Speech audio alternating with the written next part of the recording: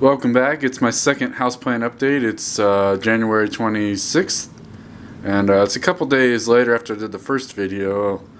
And what I did was I took these two pots here. These are the ones I bought, and I put them in a pot. The first one I did was the ivy, and pretty much the next morning it kind of spread out. Some of the leaves are a little, I think that's a little dead. So it wasn't in that greatest shape.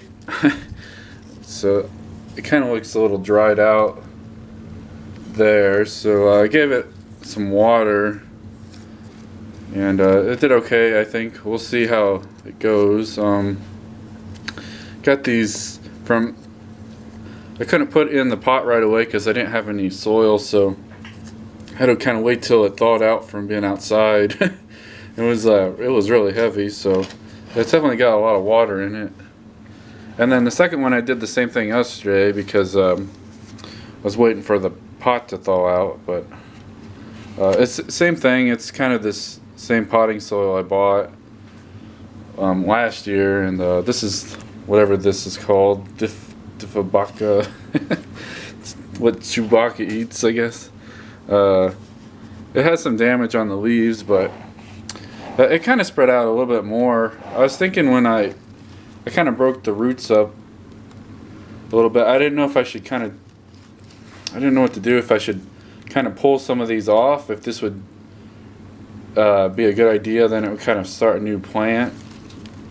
Because there's a big grouping there, but it kind of looked like it was all stuck together. So I didn't really know what to do, I guess. But I don't know. So I want to try to learn how to do the clippings and try to grow it, because that'd be sweet if I never had to buy these again and then kill them off. Could just keep growing them. So gonna kind of look around on some videos. I tried it before, but I think it got too dried out. I have some trays for my seeds, so I just might use one, just kind of propagate them. But they look a lot nicer in the pots, so that's cool. I guess I should trim off some of these little small ones here. They aren't going to get much light. And so been looking around to see if I can try to chop that off or not. This one here is the last one. I brought this in last night, and I was going to take some pictures of it in the snow, but then it melted because it had a really cool look to it with the snow. And there's some, I think this is sage actually.